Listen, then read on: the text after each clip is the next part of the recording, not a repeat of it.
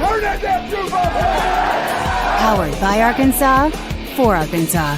This is Inside Arkansas Live.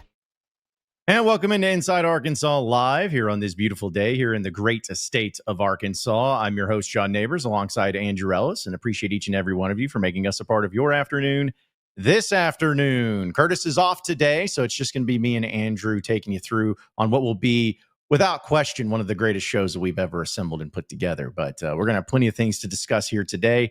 We're going to get into a lot of Razorback football talk, dealing with the Razorback defense. We'll have a little bit of the heavy hitters presented by our friends over at HD Roofing and Construction. We'll do some fun summer topics of discussion, of course, presented by our friends at Freedom Boat Club of Arkansas. We'll look at some future bets with BetSaracen. And, of course, get into your chats and check the vibe of everything as we get into that, presented by our friends at Basis Health. But, Andrew, a little rainy outside, a little stormy outside, but how are the vibes here on a Tuesday for you? The vibes are very good. I'm a weird person, so I kind of just like rain. I wouldn't say I get fired up, thrilled about it, but when some people I feel like they get kind of doom and gloom whenever it gets gray outside. I don't know. It just kind of brings me comfort for whatever reason. And I like anything it'll do to cool down the temperatures, because I really don't like heat more than anything else. So I'm all good for a little occasional rain day. So let me ask you, because you're a music guy, what's your favorite song that deals with rain? Is there one that just pops into your mind? Africa, probably. It's a good one. Mine was the Clint Black, Like the Rain, or was it Blind Melon? I think. I forgot what that song's even called, but you know what I'm talking about. All I can say is that my life is pretty plain. Yeah. Whatever that is. It doesn't matter. We're not starting that yet. Umbrella? No? Yeah, Umbrella is there too. Yeah. Hey, listen, this is summer topics. We got to wait for that later. That's not why people are coming to us to talk about. When Curtis is not here, it's just going to be like an hour and a half versus full of goofballing.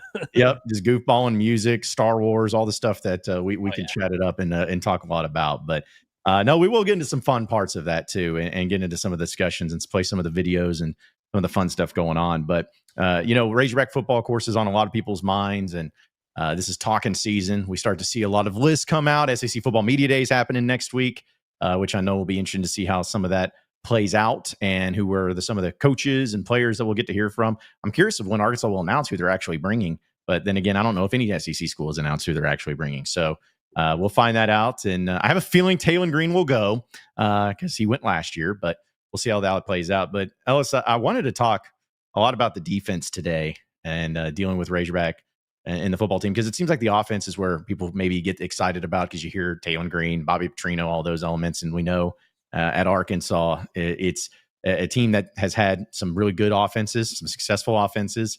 Honestly, they've had a great stretch of quarterback play. And that's something I take out the Chad Morris years. That's the exception to the rule. But you think about, since Ryan Mallett essentially arrived on campus, Arkansas has never really gone through a long stretch of not having great quarterback play.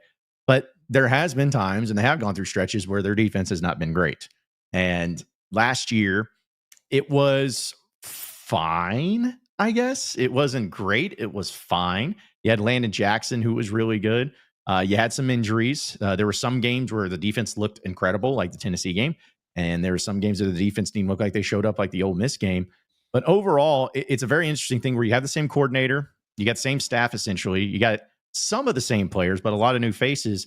But heading into this year, just what's your vibe and feeling of the Razorback defense and how it's going to be compared to what it was a year ago? Yeah, I think in a weird way, I think Arkansas's defense has a pretty high floor, all things considered. If you just look at what Travis Williams has done, it's not like Arkansas's, done anything crazy defensively or had these awesome teams, but they usually don't get, we had the Ole Miss game last year where it just was a disaster from start to finish. But that really is an outlier. If you look at the last 2-3 years under Travis Williams, there hasn't been a ton of just huge breakdowns. Teams can move the ball on them, and usually it's just a matter of if they come up with those stops in the red zone, if they can get turnovers like they were able to do in the Auburn game last year. But really, Arkansas's defense has a pretty high floor. I also just feel like they're, like any defense, susceptible to a good quarterback and a good play caller getting in rhythm. And in college football in general, a lot of teams, even Alabama, those Nick Saban teams, struggled when they would face the top quarterbacks like a Cam Newton or whoever.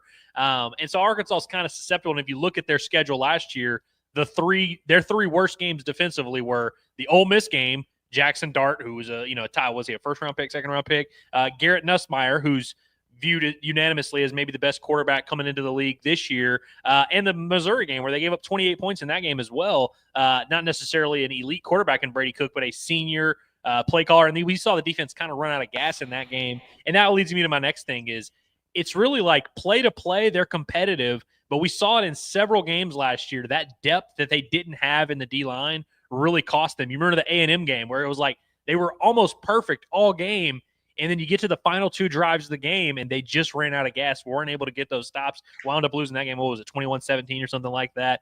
The Missouri game is another good example of this.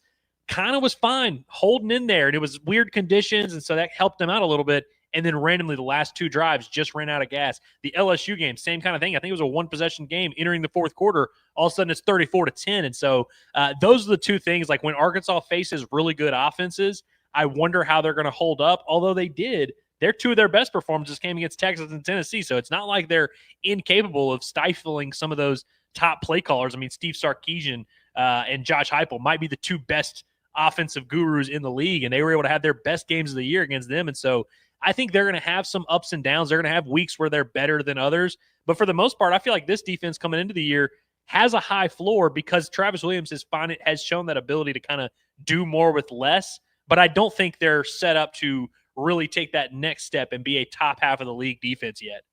See, I don't know if they will or not, because it kind of goes back to what we talked about with the offense. You know, when you lose Andrew Armstrong and you're not too sure about who's going to replace him or be that guy, you're always hesitant to think that it's just going to be better automatically.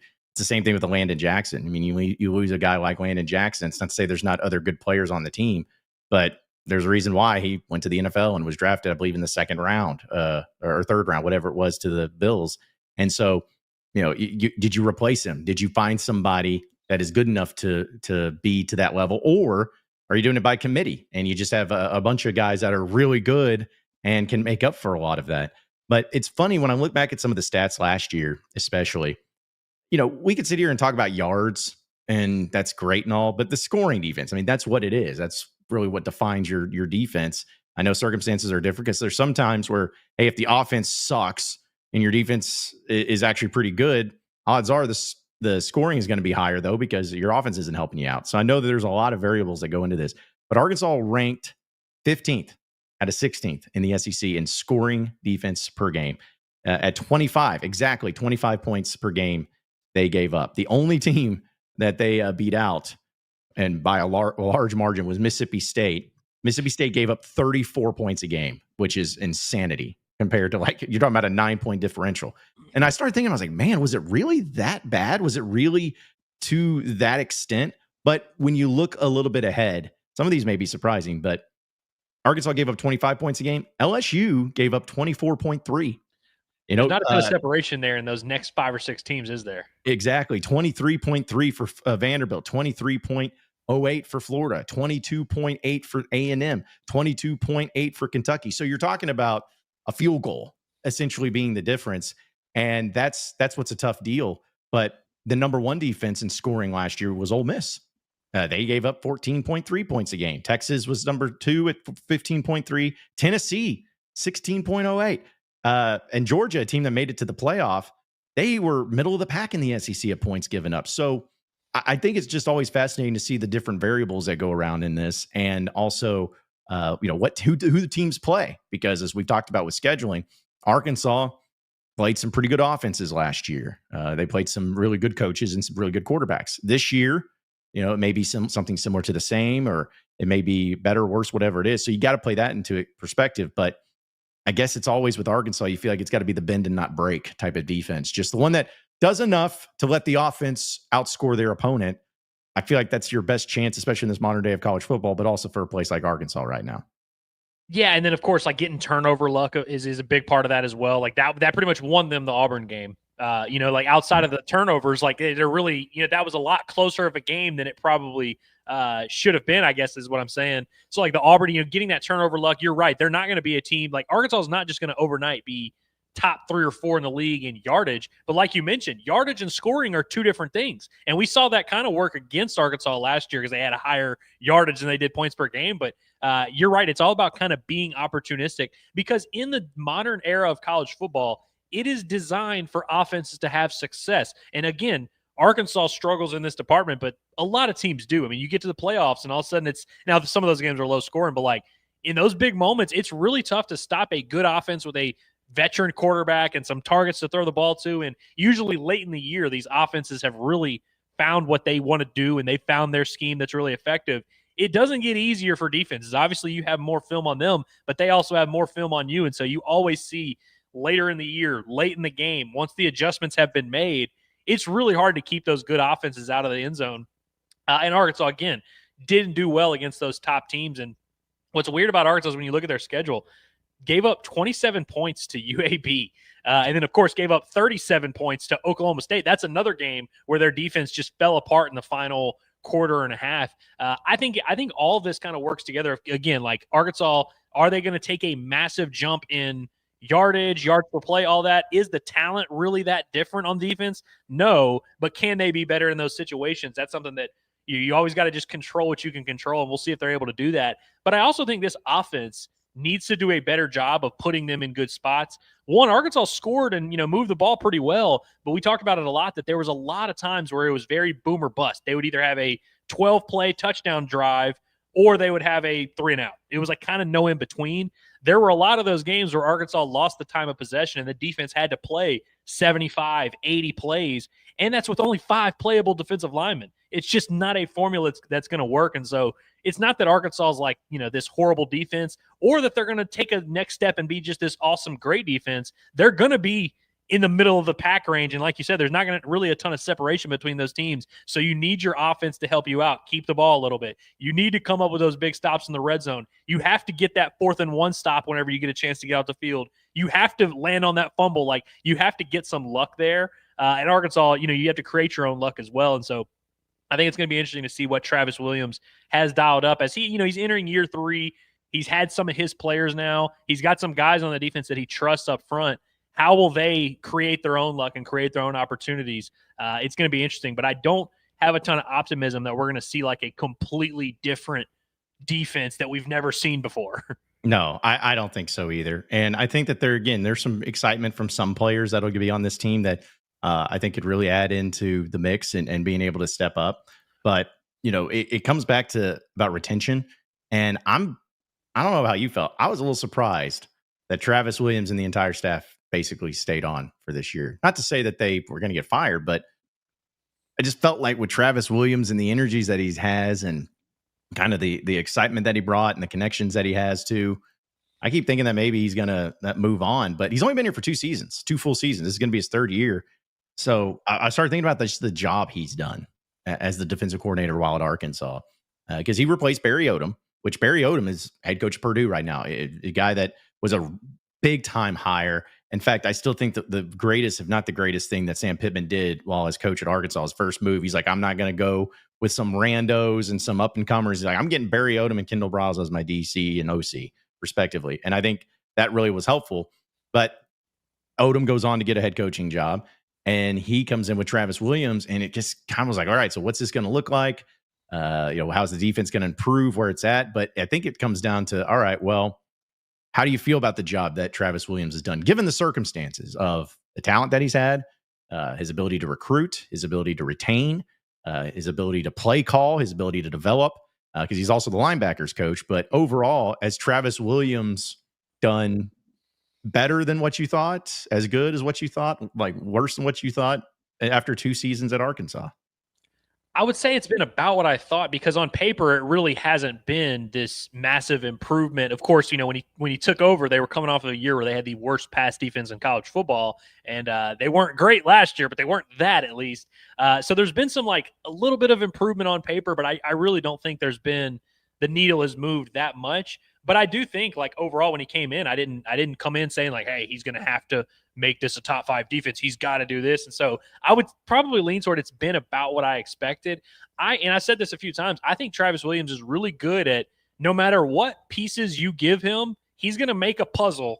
And that puzzle is going to, be an adequate game plan against a given opponent. Like the Ole Miss game last year. And again, I keep saying that where I'm like, outside of the game where they gave 63 points up to their opponent, I know that's a hard thing to overlook, but I mean, has there been a ton of games over his tenure where you're like, man, Arkansas is just getting out-coached on the defensive side of the football. It really hasn't been, at least in my opinion, and from where I'm sitting. I think that there's a talent discrepancy there. Like, I don't think he's necessarily improved the talent level of the room. They've had an NFL player here and there. Obviously, Landon Jackson was an NFL player last year. I think Cam Ball will have a chance to play in the NFL. Maybe Xavier Sori, like an NFL player here or there. But I think Arkansas, from a talent standpoint, we've seen years where Arkansas has had 4 or 5 NFL draft picks on their defense. Like, even in the Brett Bielema, in the Bobby Petrino era, like, I think those defenses were even more talented than some of the Arkansas defenses we're seeing here these last couple of years.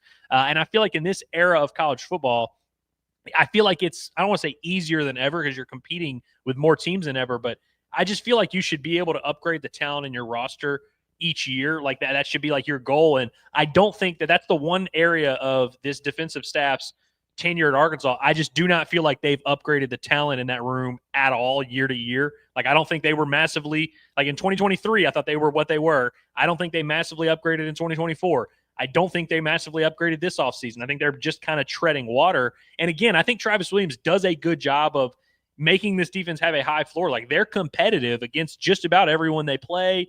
They can kind of hold serve. They can have those games where they catch someone sleeping. They can really stifle a good Texas offense. Like, they've done impressive work given the circumstances, but I just don't see like a super high ceiling for the entire room. Like, I just feel like we're going to kind of stay in this area where a couple good guys here, then maybe a hole here, and maybe we hide this guy here, but we're good here. It's like, it just feels like you're kind of patching things together and getting by, which again, for this offense, if this offense is going to take a massive step forward and be an elite unit, having just an average defense that can occasionally stifle a good offense, like maybe that's the best path for this team.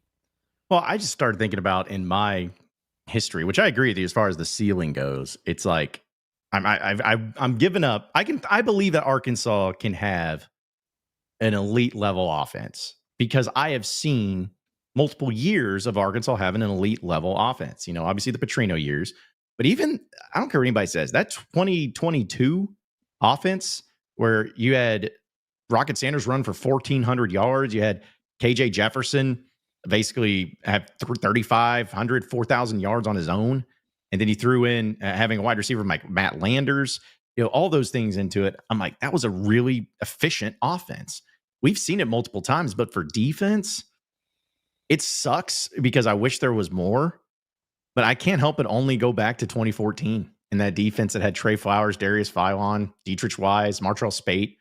Like, that was a defense. I think that was one of the first and maybe only times I felt like a Razorback football team actually had a legit, stone cold, no ifs, ands, buts about it defense in my lifetime. Now, we could go back to the 2000s, early 2000s, which I know they had some good defenses there, but just in the modern era of college football, to me, that was the only one. And why was it that way? Was it because Rob Smith was just the phenomenal defensive coordinator? No, I think he's fine. But what did they have?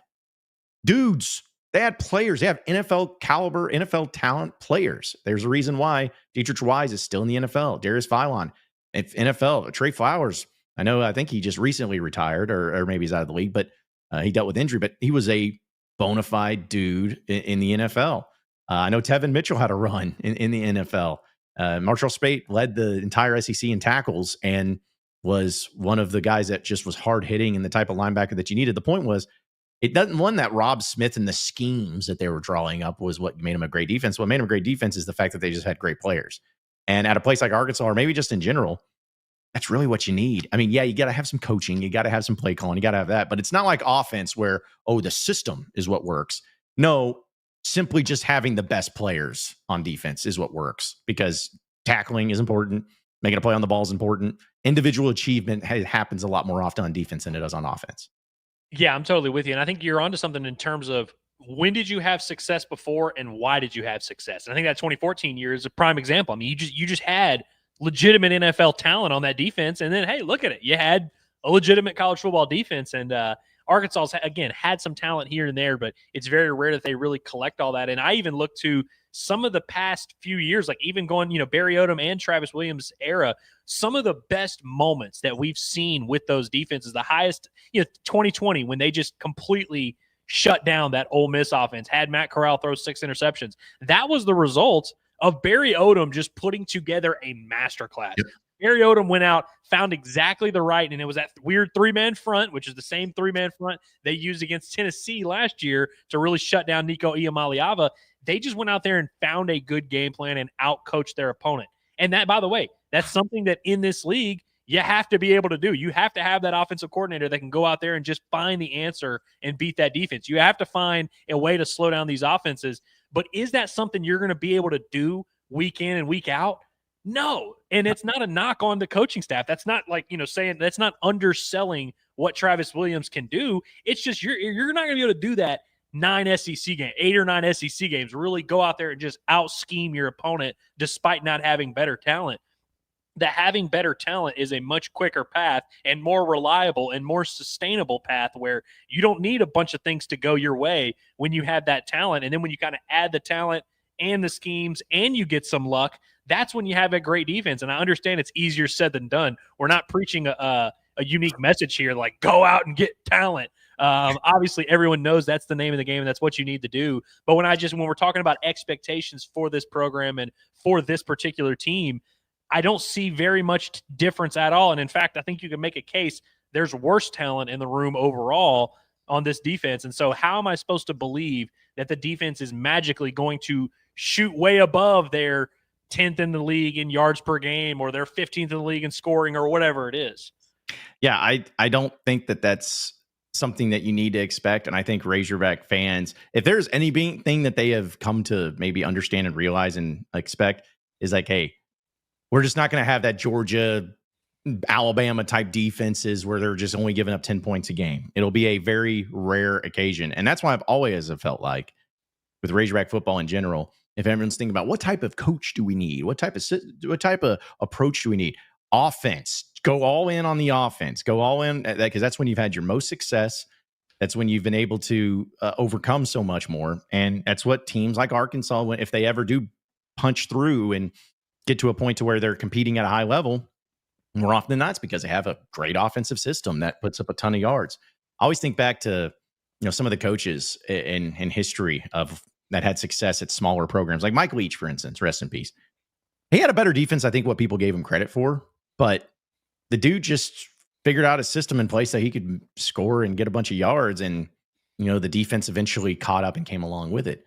And at Arkansas, I feel like that would be one of the cases of just, hey, establish the offense, start there, and then let the defense come into play. You don't want to give up 800 yards a game, but I would feel much better about if you told me that Arkansas was going to have a very acceptable offense and a very bad defense, or that vice versa, a very bad offense and a so-so defense. Give me the offense because, can't win if you can't score. And I feel like at Arkansas, that's the only way you can do it. Yeah, and obviously, we're oversimplifying it, where it's like you can't just have a bunch of idiots out there that are really talented. But what offensive football is finding matchups, finding holes in the defense, finding things you can exploit, and going out there and exploiting them. And so, as a defense, the fewer holes you have, the fewer holes your the opposing offense has to exploit. And so, I really do think having those dudes, if you were just going to say, hey, which side of the ball are we going to really be scheme heavy? I think offense would be the way to go for that. If you're saying, hey, which side of the ball do we need to be real talent heavy? I think it's defense. Like, I think that's the Mike Leach system, by the way, is like, hey, just get in these 5'9" white wide receivers. We're going to throw 5,000 yards on the year, no matter what. It doesn't matter who I have playing quarterback. It doesn't matter who he's throwing the ball to. It doesn't matter if our O-line can block. We're going to find ways to scheme 5,000 yards worth of passing out there. And then let's just use all our recruiting acumen. Like, let's just go get the best defensive lineman we can get, the best linebacker and all that. And so I really do think it's going to be interesting because, like, again, I just don't think out scheming your opponent defensively. And by the way, when you asked about people that are like, oh, what scheme is the best? It's like each week it's a completely different game. It's a completely circumstances. The three-man front against a team like Tennessee that really doesn't like to run the ball, doesn't want to rely on their run game that much. That Ole Miss team from 2020 really didn't run the ball much. Yeah, that three-man front might be the perfect scheme for them, but then you're going to face a team that's got a really good offensive line that can just chunk out 8 yards a game. All of a sudden, that scheme that you had that was so brilliant last week, all of a sudden is not brilliant. And so you need that adaptability. You don't need to be dependent on one specific thing and one specific set of circumstances, which I guess Mike Leach kind of was. And the best way to do that is having the talent, having the depth, and having the pieces that can actually do that. And I don't really see that with this Arkansas defense going into 2025. I think they need a specific set of circumstances to go their way. They need to only play a specific amount of snaps, and they need to face the specific right offenses, which, by the way, that's a conversation we can have of like, which teams do they play this year that really have offenses that are going to be able to exploit their weaknesses. That's something we can talk about, but I don't necessarily see a vastly different unit. See, I don't either. And we'll get to the chat here in a second, but that's a perfect segue in getting into our Alumni Hall question of the day. Presented by our friends at Alumni Hall. Get the ultimate Razorback shopping experience with all the great Razorback apparel you could possibly ever want by going to insidearkansas.com/alumni hall. That's insidearkansas.com/alumni hall. Use that code HOGSBY20 for 20% off your purchase, or you can scan that QR code there in the top right corner of the screen. Pretty simple question, though. Arkansas gave up 25 points per game last year defensively, as we mentioned. So the question became do you think that this upcoming season, Arkansas will give up more or less than 25 points per game? And pretty fairly close for the voting. But right now, 55% of you say less than 25, which, does that automatically say, defense is better? A little bit. But I think that also shows maybe people are a little bit, and weirdly, more confident, and just barely, but a little bit more confident that maybe the defense will be as good, maybe a little bit better than what it was a year ago. I think I would lean towards them being a little bit better from a yardage standpoint and a little bit worse from a yardage standpoint, a little bit better from a scoring standpoint. Because what were they, 8th or 9th or whatever in yardage and 15th in scoring? Yeah. I think they'll average less. Another part of this, again, I mentioned they gave up 37 to Oklahoma State in the non-conference. Now, that was an overtime game. Will they give up 37 to Memphis? I don't know. Maybe they can. Notre Dame scored Notre Dame is who there is kind of their big non-conference game. Notre Dame's probably going to beat them, but are they going to score 50 on them? Probably not. UAB scored 27 on Arkansas. And so I think if they hold serve in non-conference and Alabama A&M doesn't score on them and, Arkansas State doesn't score big on them, I think they'll be okay and can improve on that. But you can't have a 63-point showing because that's really the big thing. If you just take out that 63-point showing, which I know, again, you can't do, Arkansas all of a sudden moves up 4 spots. Yep. It's as simple as that because the margin of error is so small. Talking about the from it's a game of inches, John. Yeah, game of inches. It can make all the difference for you and everything there too. But either way, there is some optimism there for some defensive improvements, but more so that I think kind of like what we talked about yesterday. It's a lot about what the other teams are doing. What are the other offenses looking like? It could statistically be better, but is that because your defense is that much more improved, or is it because the offenses that you played from a year ago aren't as good? There could be a lot of elements to that, but we'll go ahead and check the vibe of the chat presented by our friends over at Basis Health, where we know that they are changing the game when it comes to the way healthcare is delivered by providing mobile medical visits to the comfort of your very own home. A doctor will come to your home for urgent care, primary care, IV hydration, and so much more. It's Basis Health. They are here for you when and where you need them the most. You can learn more at basishealth.org today. Or you can also check out that little QR code that's right there in the mix as well. So either way, let's go ahead and check out some of your chats. And of course, we always will read super chats first, or at least try to whenever it happens. So we appreciate it. And shout out to Sharkensaw, who said Arkansas has had a 39% third down conversion rate and a 58% fourth down conversion rate under Sam Pittman's tenure. Both of those are among the worst in the nation. I'm trying to think, is this about defense or is this offense? I assume it's defense because that's what we've been talking about. For 39% to be the worst, I feel like that's got to be offense. But which might be the case, and maybe Arkansas can let us know. But also, wasn't it last year that Arkansas's third down conversion was one of the best in the country? I feel like that was the one stat offensively that they were pretty consistent that they could convert on third downs, weirdly enough. Yeah, I think he clarifies and says his offense. But no, I honestly believe that. Fourth down, I definitely believe. Because, even with KJ Jefferson, Arkansas stunk in 4th and short. It was crazy how many times they'd get stopped. And really, again, is this directly a Sam Pittman issue? Who's to blame for this? I don't know. But really, this speaks to a larger issue because, again, if Arkansas, we all agree Arkansas is not going to have a massive leg up in talent in the SEC anytime soon. There's just not a path to that. So if you're not going to have a massive leg up in talent, the turnover margin, the field position battle, and the third and fourth down conversion rate, you kind of have to be good in those marks, and the penalty yardage, which, by the way, I believe Arkansas is also bottom, in the country under Sam Pittman as well. You really have to be winning those I don't know what the term is for those miscellaneous stats. Like you kind of have to win some of those and have luck on your side if you're going to overcome not having great talent. Yeah, and that is concerning. Is it the intangibles? Is that what they call it? Maybe. I think the intangibles is what I thought about saying.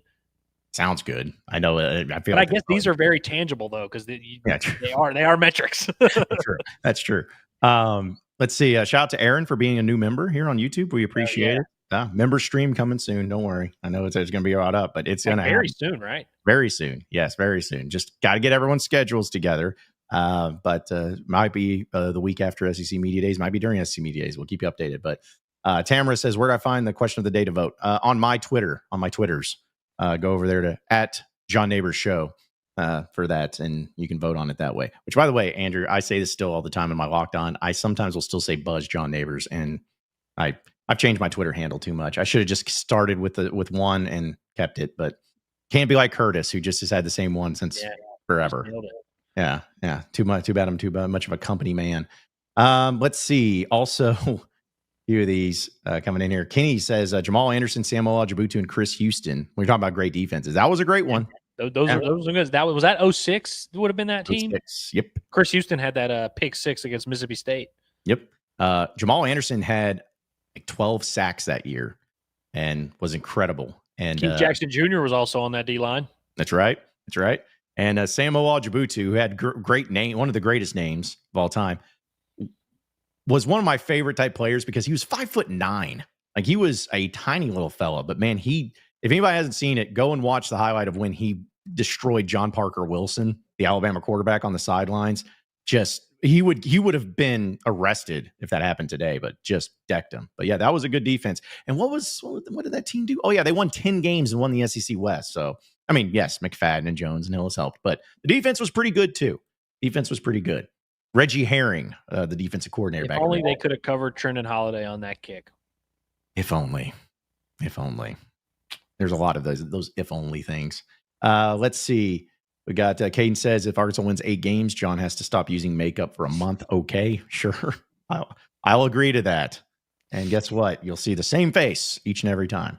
I will say, though, that people are probably, maybe he is, I don't know if he is, but it's like referring to maybe the brightness of it. When it's dark outside because of the storms and everything that's going on right now, it makes the lighting in here a lot brighter. So not that anyone cares, but just to explain myself as if it makes it happen. But I was a little worried about it being too dark here for me. Outside.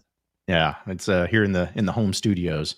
We make it work. But shout out to Whitty for being a member for 2 months. He says member only movie night. I think that's actually in play as well, though. Yeah, it is.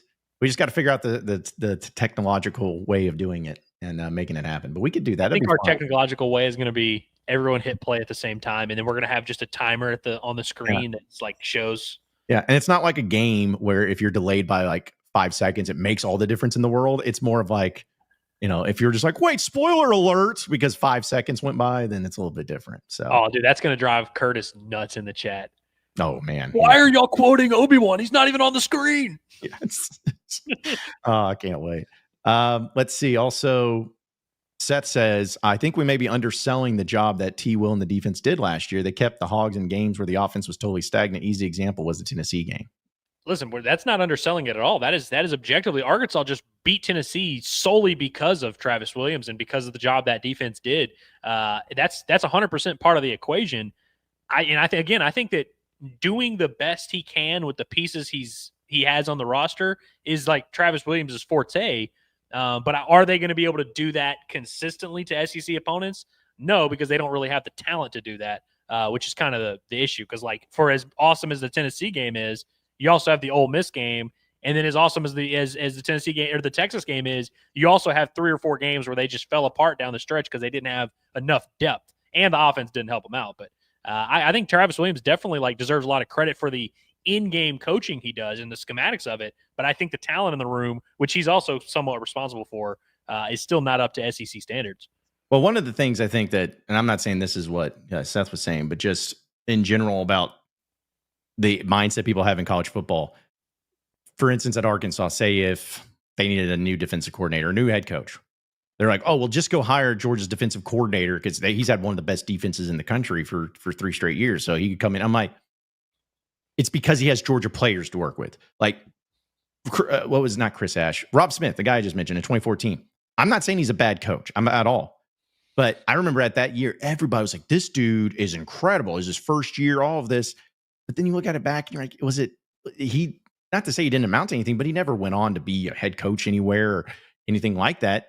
And you're just like, well, maybe it was not so much him, it was just about the players. That's the same thing. You just, go get the Georgia defensive coordinator. Well, is he great because he's a great defensive coordinator? That's probably part of it. But is it really because he has Georgia talent? Like, I guarantee if Travis Williams was the defense coordinator at Texas or Georgia or wherever, he'd probably be one of the best. I'm not taking anything away from him, but it's always helpful when you have the most talent to work with, no matter what it is.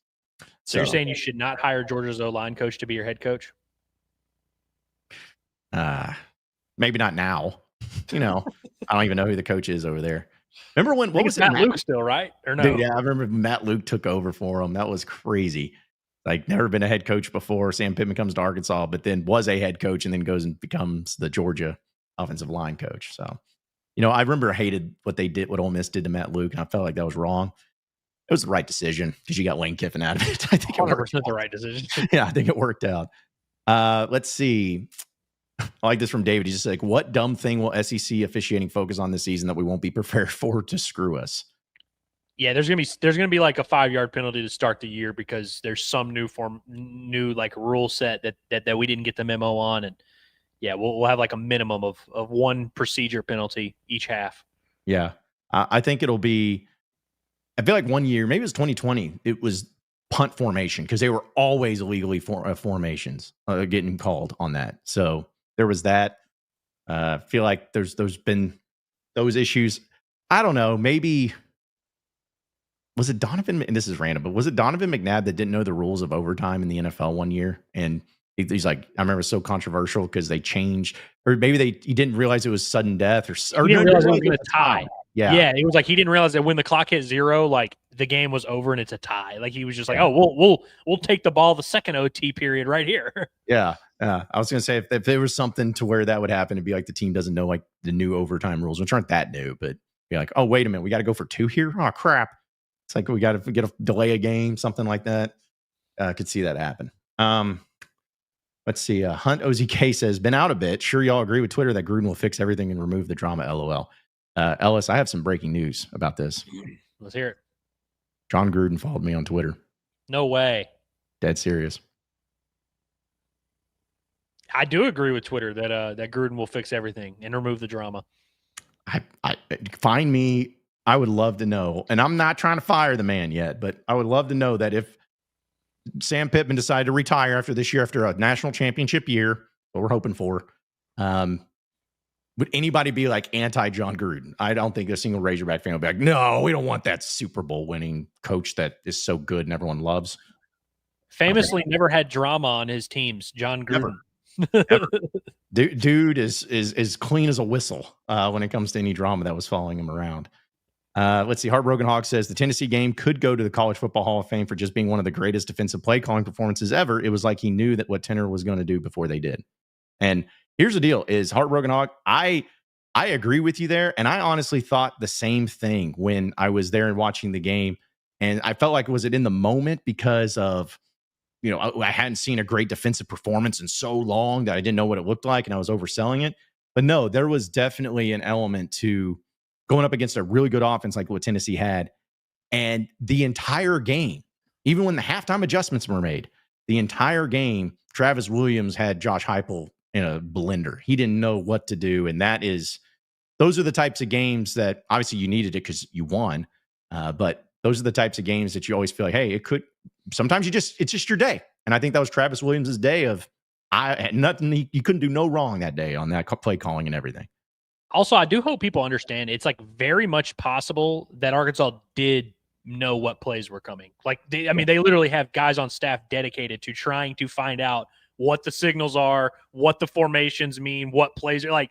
It's when you see a performance like that, it's very, very possible that Arkansas had an inkling of some things that were going, which again, by the way, is what you got to do. Like, that's the name of the game, but it also comes back to are you going to be able to do that 12 times? Yeah. But I do think, I think that's what makes it funny. As much as we talk about talent and you got to have this and are your corner, if you know the team's plays, you can usually figure it out. And a lot of these coaches find a way to do that. I think Ole Miss, by the way, 1,000% knew Arkansas's signals, knew what Arkansas was doing defensively. Yeah, I mean, sometimes it's they tipping pitches. Is what you're doing with your offense. You're tipping your offense. Probably a little bit more complicated, but it does happen that way, and that's why it's always great to be ready for that. And who knows, maybe Arkansas can do that again against Tennessee this year on the road. Probably a little bit more difficult, and I'm sure they've learned a little bit from it, but could absolutely happen. We'll have some more chats, and I know we'll get to some other topics. I'm curious, though, Ellis. I want to ask you this question. I'm not expecting you to know it, so hopefully you don't get pissed if you don't know it, because I didn't know it. But this is something to do with penalty yards, okay? Arkansas, in their history, have in their top 10 most penalized games, Arkansas that is, of yardage. Sam Pittman's only had one time where he has been the head coach of one of those games where they got penalized 122 yards with 10 penalties. Can you name possibly the games/year that was? 2022. That's correct. You got that part right. What game would I'll give you a hint. It was a home game. Liberty. No. Let's see. Who else they played home that year? BYU? No, that wasn't BYU. Give you another hint. Early in the year. Early. Like second game. Oh, so South Carolina? There you go. South Carolina. Okay. I think they had back-to-back 100-yard penalty games or something like that to start that year. And it was a huge thing going into week 3. Yeah, it was pretty rough. In fact, they won that game, weirdly enough. Yeah, well, it's funny because I was looking at the history of it again. Arkansas, this is what's wild. In these 10 games at Ellis, some of them are date back to 1956 and whatnot, but in these 10 games, if my history serves me correctly, they won 8 of the 10 games where they were the most penalized in their history. I think that's insane. It is insane, but it's also some football coaches and the nerds have figured out that penalty yardage does not matter. Like Lane Kiffin, by the way, if you look at his teams, every single year they will be top whatever, but he's always we're going to get called for holding and we're going to get called for illegal man downfield, but he's we're going to move the ball so much it's not going to matter. I'm cool with the trade-off. Yeah, because I was even looking at the most penalized game that Arkansas has even had this millennium was a Bobby Petrino team, 2010, where they beat the crap out of Vanderbilt in 2010, and they had 13 penalties for 130 yards. That was a Halloween game where Greg Childs got hurt. Never forget that. And then and one of the other ones was when Arkansas played in the Capital One Bowl against Wisconsin in 2007 and Burt Bielema. Arkansas did not win that game, but it was a close game. So anyways, I just thought that was pretty fascinating how usually you think about, heavily penalized games, the games you lose. No, actually, Arkansas won most of them that they get penalized. But maybe that's the formula. Now, I'm telling you, not all penalty yards are created equal. Obviously, if you have a 90-yard touchdown and it gets called back to holding, that's only 10 penalty yards on paper, but that's a lot of penalty yards. But if you get penalized for a 15-yard pass interference, or I guess is it 10 yards now? I can't even remember. But if you hit someone downfield that would have scored a touchdown, it's that's 10, 15 penalty yards, but it's really not that big of a deal because you saved a touchdown. It definitely, there's a lot of examples like that where you're you see the yardage and you're whoa, that's horrible. But not all penalty yards are created equal. Yeah, they're not. They're not at all. So we'll get to more of your chats, but there's another thing I want to bring up when it comes to college football and some rivalries. A list that came out that I think is pretty fascinating. We'll do that here in a second. I want to remind everybody that we're presented by our friends over at Hickey and Hole Law. We know divorce custody cases are way too important to try and face alone, but let Hickey and Hole Law provide you with persistent and diligent representation to help guide you through the entire process. They have handled thousands of family law cases and have experienced nearly every single scenario that has ever come up. And we know that when they push their case forward for their clients, they're doing it because they advocate for them in a diligent and consistent manner from start to finish. So Hickey and Hole Law offices have offices across the state of Arkansas in Fayetteville, Fort Smith, Little Rock, Mena, all those places. And you can call them today at 479-434-2414. That's 479-434-2414. Or you can check out their website. Just visit hickeyandhole.com, or you can scan the QR code right there at the top of your screen. It's Hickey and Hole Law. Things are about to get better. So I wanted to bring this up too, because I thought this was pretty fascinating for those of you who may not have had a chance to read it. But The Athletic, which I don't know how people feel about The Athletic. It's been a website that's been around. I remember it was a big deal when it started. Was it Stuart Mandel was one of the big guys for it or whatever. But there's a lot of other elements to it that are pretty great. But they came out with a list, as it is talking season, of the top 100 college football rivalries. I did not know that there were even 100 college football rivalries, but there are, and they ranked them. And Arkansas is represented on this list, and it's kind of insane. It's kind of insane to think about where they're at. So, chat, I'll see what the chat thinks and have them dive into it and get all pissed off about stuff too. But chat, I'll give you one of them. If you thought the Arkansas-Missouri game, the rivalry there, is ranked in the top 100, where would you rank it? I have a feeling I know where people are going to say, but where would you rank it? Because the Battle Line rivalry is right there as one of the top 100. But before we get to the list, though, Ellis, what do you make of Arkansas and the rivalries? Like, do they have rivalry games, but do they have rivals? No, they do have rivalry games, but they don't have rivals. Because again, and it comes back to, I just don't think other schools view Arkansas as a rival. But then every now and then the game can have some weight behind it. But I don't know. I mean, like I wish Arkansas was more in this conversation and had like a true real rival. And it's why I think us and Missouri should just, join hands and just embrace each other. I mean, I still don't want to do that. I refuse to do that. But I get why people say to do it. Just get over it and make it work. I just continue to feel like you're just the two kids that nobody picked on, or nobody picked to be in your, little duo group. And you guys are the only ones left in class. And then the teacher's like, well, we got to pair these two together because they're losers and we want them to have each other. So that's what it feels like. But the Arkansas-Missouri game is ranked 98th, by the way, of 100. I don't think that's very surprising that it's that low on the list. But the reason I bring that up, and we'll get to the other games that are listed, but the reason I bring that up is because I've run into people so many times at the SEC media days or even Missouri people. They're like, this is a rivalry. You just need to accept them as your rival. This is a rivalry. It's become a rivalry. It's become a rivalry. Well, The Athletic has it ranked 98th of the top 100 college football rivalries. So not saying that it can't be, not saying that it even isn't to an extent. But anybody that's trying to act like this is a rivalry that both teams and everybody involved considers to be their top one, it's just not the case because, according to the ranking system, both of these teams with Arkansas and Missouri have much higher ranked rivalry games against other teams, not each other. Who else does Missouri have that's higher ranked than Arkansas? Because I assume they have a couple, like Oklahoma.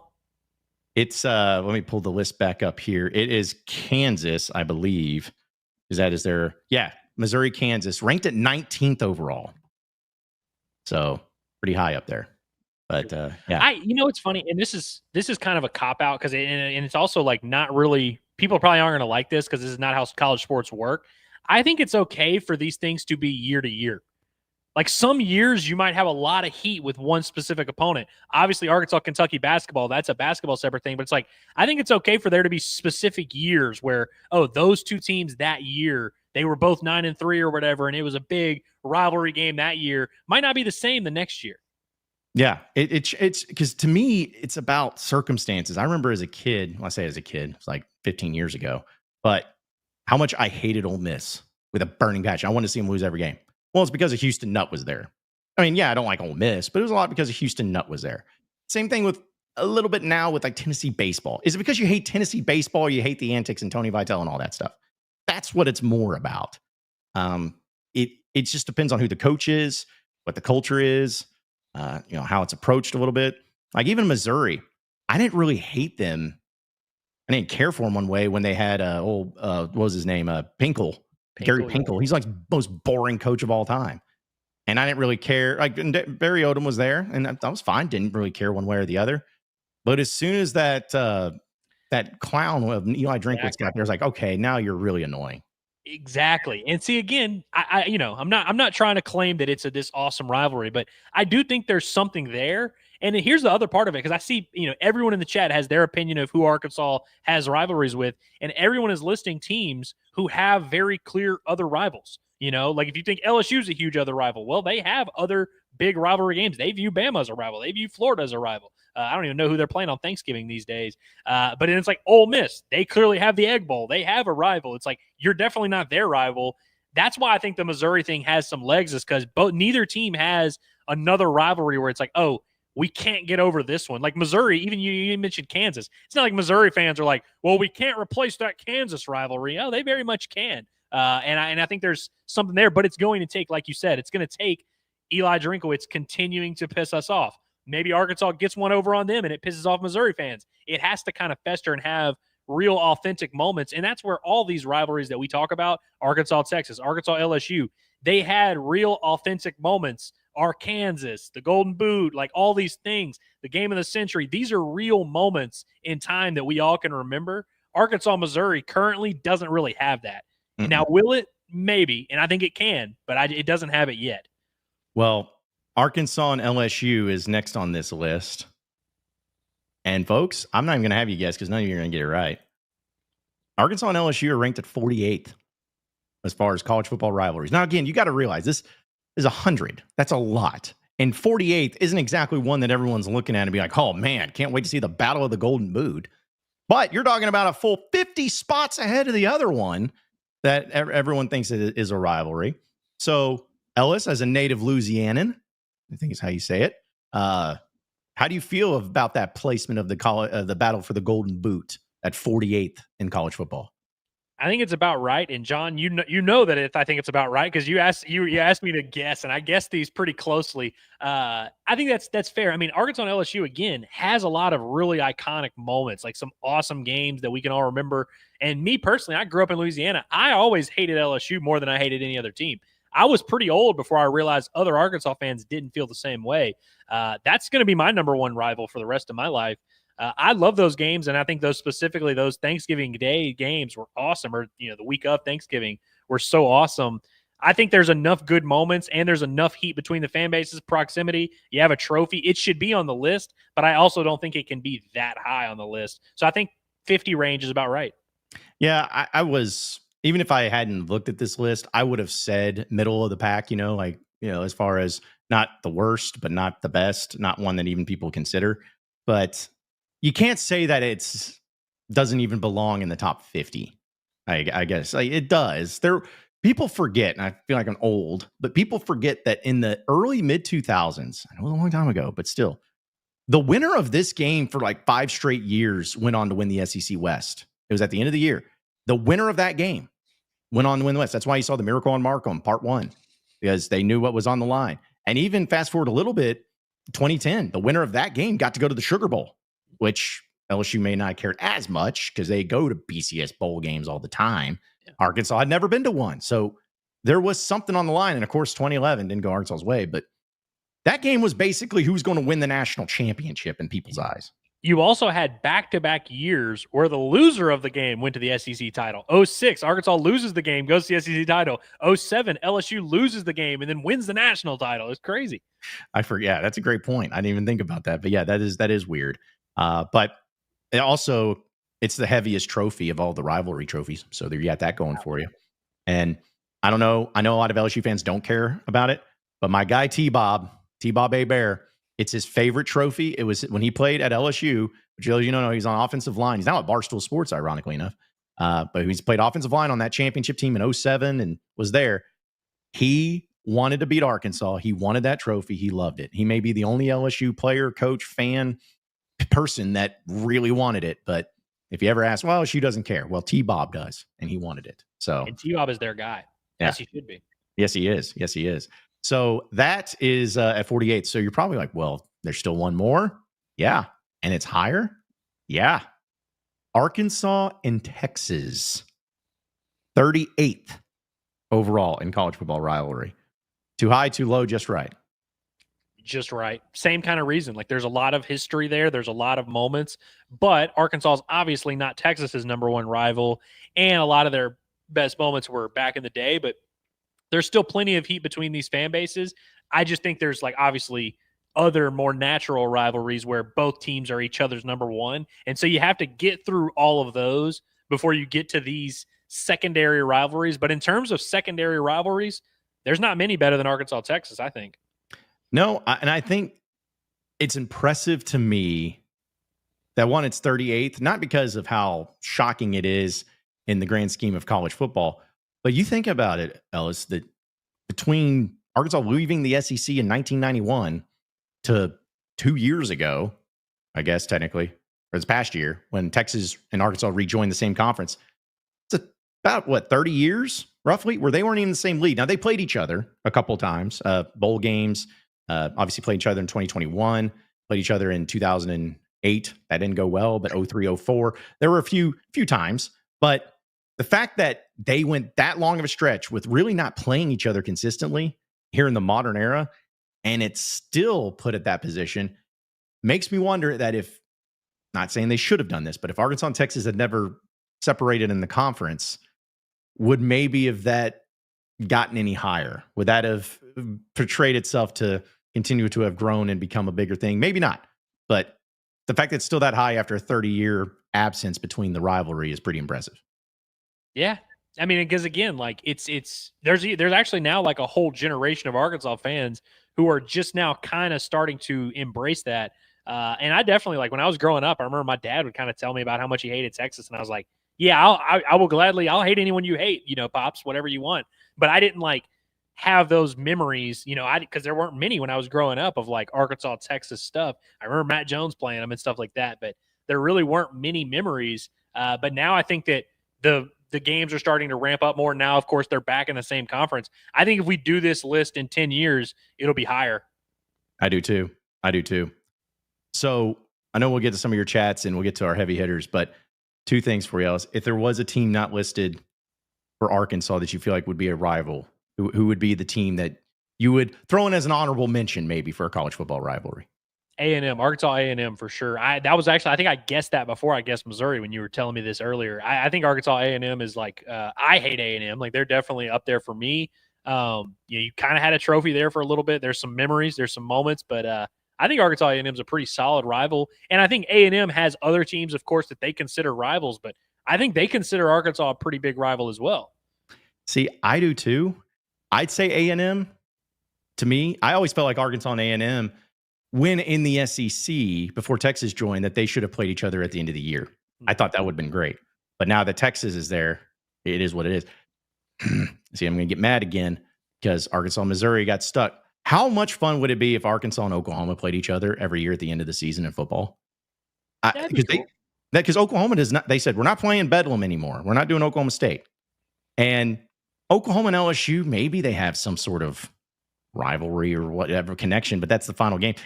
It doesn't matter. The point is, they weren't going to give LSU and Missouri. That wasn't going to happen. I just think it would be so cool if these two teams met at the end of every year because of the proximity. Hey, Thanksgiving, you get done with the fam, and then the next day you drive 3 hours one way or the other to see Arkansas and Oklahoma play. John, can you do me a quick favor?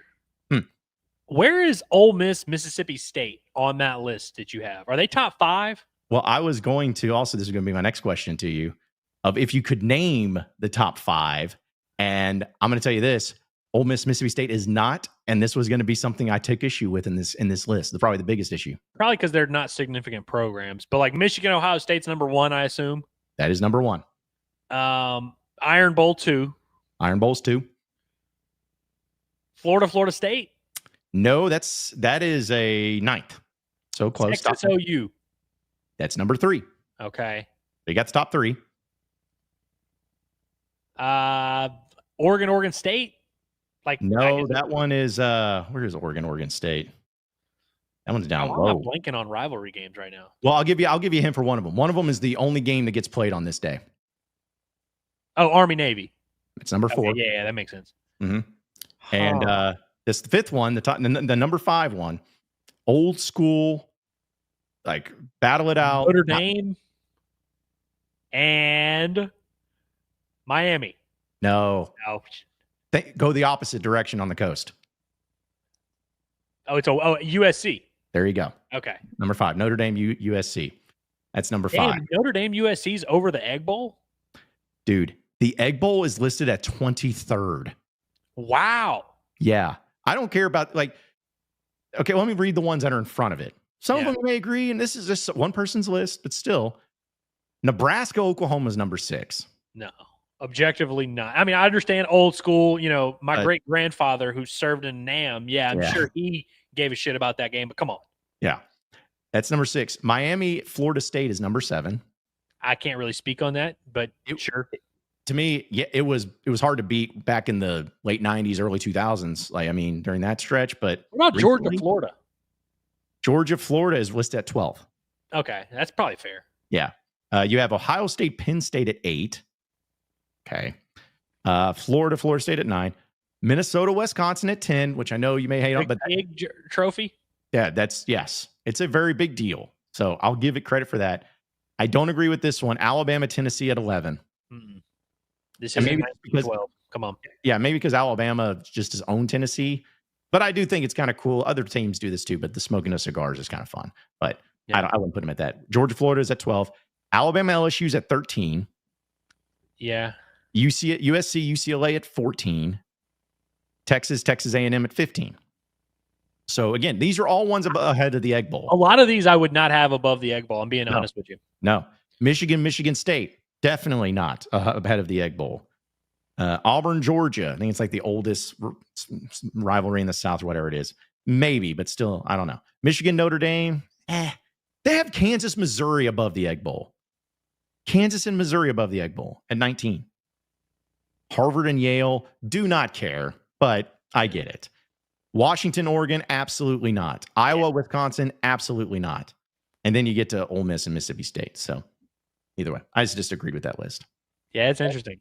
Mm-hmm. That is very interesting. But so I see Kenny here who's been very angry in the chat all day. Yeah, he says he lives in Mississippi and we are definitely Ole Miss's rival. I just don't know how you came to this conclusion. I guess he has a buddy that's an Ole Miss fan that's like, man, we hate Arkansas, but like Ole Miss definitely their rival is 1000% Mississippi State. Like I know it's only 23rd on the list or whatever, but that it's Ole Miss and Mississippi State are like the most natural rivalry of all time. Yeah, I think that's just trolling, dude. I think Arkansas and Ole Miss have had some great games across really two sports mostly, not really basketball. They've had some great, buzz between them. Of course, Pittman and Kiffin being hired the same year helps, but I don't think that Arkansas and Ole Miss necessarily is like. I don't even know if Ole Miss is in Arkansas's top 5 rivals. I wouldn't think, but then again, I don't interact with a whole bunch of Ole Miss fans. I think they would hate LSU more, than Arkansas. Right. Which he says Mississippi State is not their only rival. Ole Miss and LSU is a rival. I agree with this, but like, I don't think Arkansas is like on Ole Miss's list really. No, I think it's more, and that's what Arkansas is. Like that's what Arkansas has become. That's why I've always said they don't have a rival. They just hate everyone equally because they just have a bunch of people they hate. Real quick, I know we'll get to our heavy hitters. Officially, we spoke it into existence. We have the official attendees of the SEC Football Media Days for the Razorback. Can I guess first? Yes, I was going to say I want you to guess. You could probably Jalen Green and Cam Ball are locks. And the third one, offense or defense? Carmona. Actually, it's Carmona. It's not. It's Sorey? It's Sorey. Wow. Okay. I thought Carmona would do it too, but here is my reckless assumption here, Ellis, of why not Carmona. What was the last thing people saw of Fernando Carmona? That's right. Him stepping on that boy. Yeah, that's a good call. And so they knew that he was going to get asked about it. And because that's what people do at media days. They like to throw some things out and troll a little bit. But yeah, I think that makes sense. Honestly, I haven't heard much from Sorey, so I think that'd be pretty fascinating to talk to him about, why he decided to come back, like what does he make of the defense, all those things. But yeah, Green and Ball, my goodness, like the betting odds was minus 150,000 for those two guys to be doing it. Yeah, for sure. I mean, Cam Ball, like if you don't bring him to media, that's kind of a waste of a spot, especially because he's a senior now, right? I don't know. Or is he a redshirt junior? Maybe he's a redshirt junior. No, I feel like he's a senior. I think he's a senior too. He's been in school for a while. His freshman year was 2021. So if he redshirted 2, 3, 4, 5, yeah, he's a senior. He's a redshirt senior. Yeah, he's a redshirt senior. Yeah. So that's the only thing. You remember Brett Bielema was always weird about gotta have seniors. Which Brett Bielema did a lot of stupid stuff, dude, man. Like, because I remember that one year. No offense to him. Remember that one year he brought. It was one of his first years at Arkansas. He brought Bray Cook, Alan Turner, and who was the other one? I feel like I remember this one as well. Yeah. Like it was just a bunch of. That would have been 2013? Yeah, I believe so. Maybe it was Travis Swanson. Maybe It would have been Swanson because he was a center that year. yeah, something like that. And again, I'm not Travis hating on the Swanson, players. who's skinny now. He's like 205 pounds. Yeah, dude's electric, man. And I'm not hating on those players. I'm just saying, at media days, man, everyone wants to hear from the QB. You got to bring your quarterback at minimum. You got to bring your quarterback, and then bring your captains, bring your guys that have been around the program for a while. So I have no problem. But here's the deal: I have no problem with who he's bringing, like with Green and all them. I think that's fair. 100%. I think it's perfectly fine. No complaints. Yeah. We'll get a chance to hear from them next Thursday. It's when Arkansas is going on that day. Sharing the day with Missouri and Eli Drinkwitz, which is, I'm sure, going to be fascinating. I'm trying to get Drinkwitz for an interview. Surely he'd come on with me. I mean, we go way back. We're friends. He likes me. So I think, it's Arkansas. By the way, John, all these rivalry conversations we're having, SEC Media Days is a good time to get some of those answers of like, hey, what do you guys think? Have you read my notes there, Ellis? How did you know that I was going to do that? Yeah. I was actually going to do one of those compilations for social media, sit down with every guest I interview. Hey, when you think of Arkansas, and who would you say is their rival? And just get everyone's answer. I think you should you should be like, hey, let's do a hog call and then get these kids on video calling the Hogs. Yeah, I'm sure that would go over well, but who knows? Maybe it gets kooky over there, dude. Weird things happen when it comes to that. So, but yeah, there you have it. We're going to have a chance to hear from those three individuals next week for Razorbacks. So anyways, real quick before we get to our heavy hitters, shout out to Kingsley though. When he said surgery tomorrow morning, fellas, looking forward to waking up to a healthy new leg and a banger of an episode. See you on the other side. Good luck, Kingsley. We love you. Appreciate you, man. Hopefully everything goes well. Wanted to bring that up. So, okay. Moving on into our heavy hitters here on the show, presented by our friends over at HD Roofing and Construction. We know storms can hit unexpectedly, like today. I mean, it's raining, it's storming, it's all over the place there. But some of you may think that your roof is just fine, and suddenly your roof starts leaking, like right now. Maybe it's leaking right now. Oh man, you should have had somebody check that out. You should have had somebody fix that for you. Well, let HD Roofing do that for you. They can give you that inspection for free, and they will also get you all set and squared away when it comes to replacing that roof and getting it fixed up, because they have professionalism, top quality materials, and expert installation for all of your roofing needs. You can give them a call today at 501-428-0429, or you can check out their website at hdarkansas.com. Okay, Ellis, you kept looking like you had something to say. Was there something you wanted to say, or are you just reading something? No, I just remembered what my heavy hitter is and giggled a little bit because it's funny. Okay, good. Well, I'm going to put this up for our heavy hitter. I really wish Curtis was here. We'll see him next time he's on the show. But this is my heavy hitter. Did you see, since we all had experience with this, the police pulling over a Waymo? I did not see this. This is pretty great. This is pretty great. The police pulled over a Waymo, which, by the way, backstory. We, as in me, Curtis, Ellis, and the real ones remember, right? I mean, just in case they don't, we have millions of people listening. Sometimes it's tough to do that. But we took Waymos in San Francisco for the NCAA tournament. It was really fun. But they're self-driving. They don't have drivers. They just drive on their own. Well, the cops are confused, and it made an illegal turn, and the cops pulled it over, but they didn't really know what to do. So just giving some context to this video, but check it out. I'm also going to turn it down because I think somebody's just screaming in the background. But either way. So this Waymo's stuck. So some of these pedestrians are like trying to open it up and get it out of the way. He's like, well, I got nothing to do. Well, then the Waymo makes an illegal turn here. Like, you can't be doing this, man. Like, listen, you're cutting off another car. And the cop's right behind it there in Beverly Hills. Can't be doing this. What are you doing, man? And then the lights come on. Nope, you're getting pulled over, buddy. This is not happening. Is that the first time that's ever happened? It might be. But what do they do? You just slap a ticket on it? Like, what do you do? That's what this cop is going through. But shout out to that, because the thing pulled over. So it's even smart enough to know when the cop's behind it and they got to pull over. But yeah, cop gets out of the car. What if the cop just shot bullets in? He's got a gun. Like, just started throwing it up. But yeah, apparently the video went on and the guy was like, they didn't know what to do. They had no clue what to do. They were just, so I don't know what the protocol is. Maybe they end up doing something where they just slap a ticket on it, like you said. Maybe they call Waymo. Don't know. But I saw that. I was like, that was really funny, because I thought that they could not commit any crimes or any violations of the road, but they did make an illegal turn and the cops made them pay.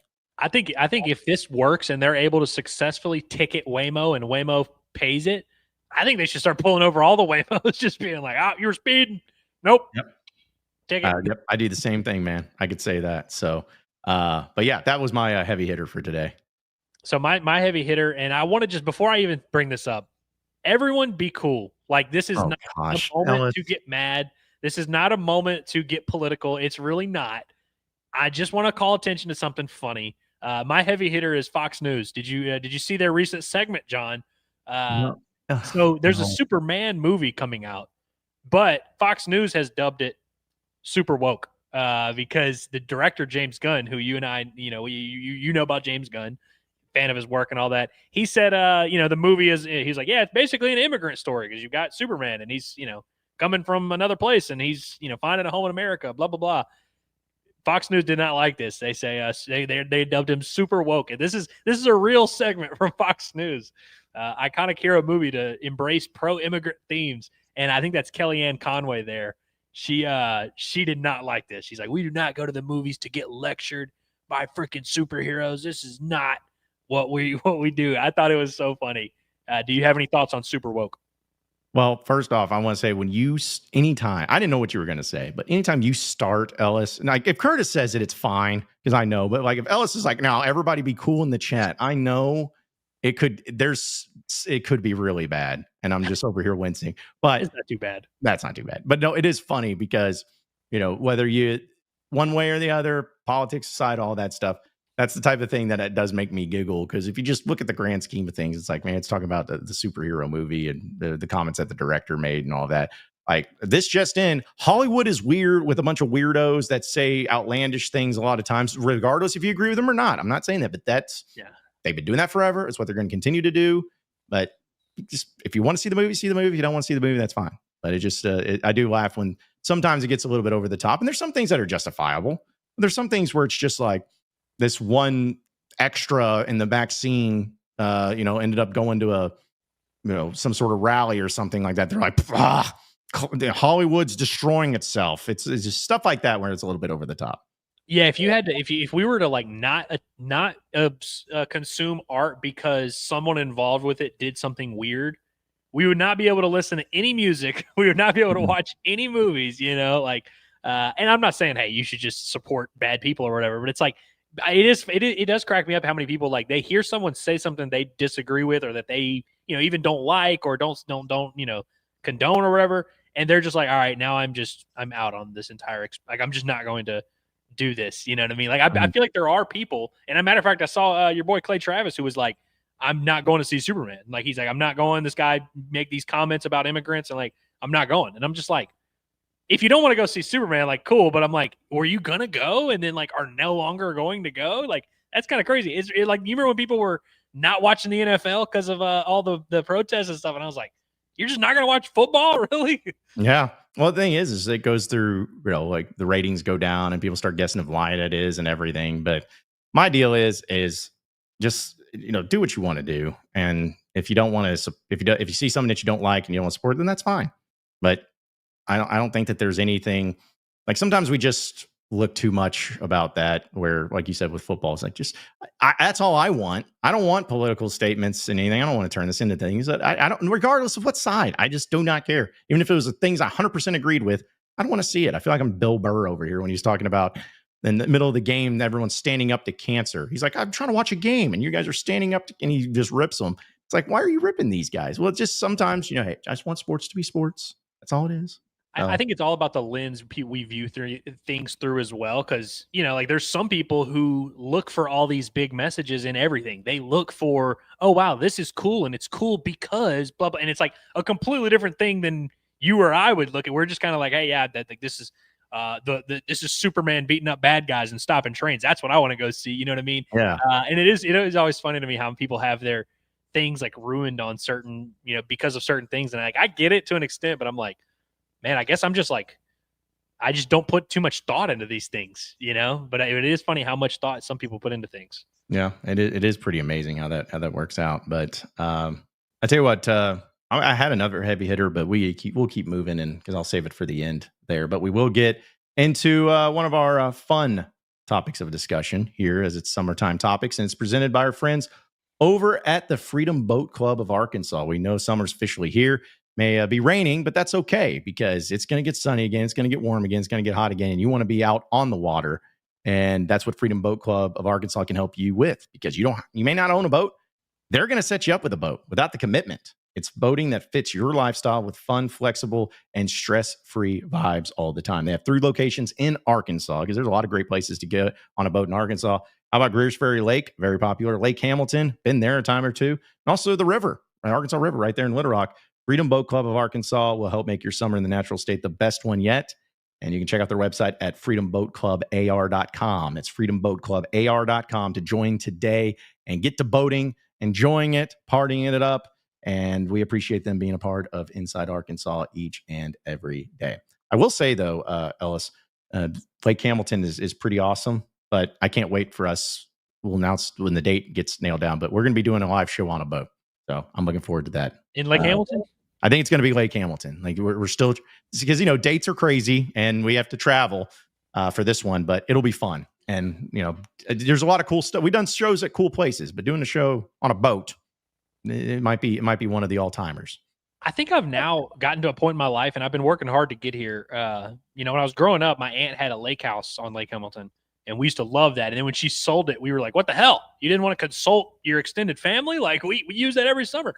But now I've got a connection to a lake house in Greers Ferry. I have a little bit of a connection to one in Lake Hamilton. And then I've got a boat connection up here. Shout out to Hazelwood. So it's like, I think I've got, obviously Freedom Boat Club can help me out in any of those areas. I think I've got a good setup now to enjoy a boat, and like Freedom Boat Club's whole thing is, without really committing at all. Like I'm just able to go boat to boat, river to river, lake to lake. I like it. Yeah, that's right. And you get to be the person that everyone uses for that boat. And then you get to make the calls on, when and where and how, and you get to drive it. You get to be El Capitan, as long as you got a boating license.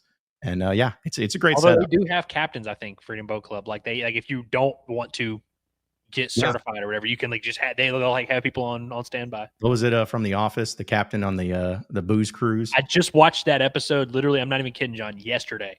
That's awesome. No, 2 days ago. I watched. So Hillary's dad loves the super fan episodes that are on Peacock that are like they leave all the deleted scenes in there. So it's like a 38-minute booze cruise episode. It was great.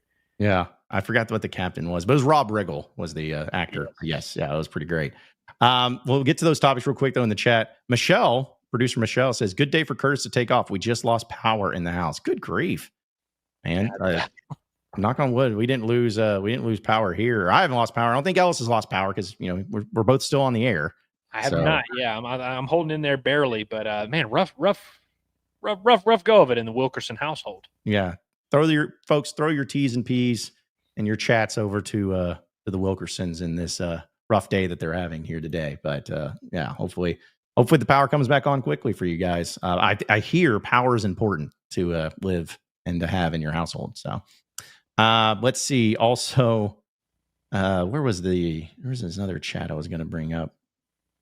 Now, okay, well, we can save that until afterwards. But I'll tell you what, we'll go ahead and get into the sports topics here. And go through, of course, food or sports, entertainment, food, all that good stuff. So simple one here, may not be worded the best because I'm tough with words. But if you had to watch a different SEC team in the big three college sports win a national title instead of your team, which is the Razorbacks, which team would you prefer? So basically, if you couldn't root for the Razorbacks to win a title, but you could root and had to root for another SEC team to win a title, who would it be? So one, I want to make it clear as day. Really don't have any desire to cheer for anyone else. Like, honestly, I wish all the programs would disband instead. But I think Georgia is one that I really don't have any ill will towards Georgia in any sport. Basketball, of course, they're kind of boring. But, I don't know, like the Dogs. I would love to be – because, I love doing the pig bits, like being able to squeal, being able to say things as a pig. I enjoy that. So I think I would enjoy that as a dog, just barking around and getting on all fours. Like I would enjoy that. Decent color scheme that's pretty similar. Like it would be a pretty easy transition, and they're pretty damn good. But just everything I've heard about Athens and that atmosphere just seems unreal. I mean, you went there in 2021, was it? Yes, 2021, which was 37-0. And obviously that was a damn good Georgia team, but it just seems like a fun time. And I like Georgia. I got to be honest with you. When I was a kid, I was like horrified of the swamp, like that, like the idea of going to play in the swamp, like scared me, and Arkansas's never, I mean, I think they now have a win in the worst year of all time in 2023. That's where they got their win in the swamp. But I like the concept of Florida. Like they're pretty cool to me, and they're good in every sport too. Yeah, you kind of took mine, but I agree. Georgia is be the mine. Athens was an awesome city. I do like the color scheme. The red, the black mixed into it, and obviously they got a pretty strong fan base. And I don't have really any issues. There's never been really a player I hated from Georgia in any sport. There's never been a coach I really hated in any sport that was at Georgia. So I guess the least of all evils, the Georgia Bulldogs would be the one I'd go with. So people are saying Vanderbilt.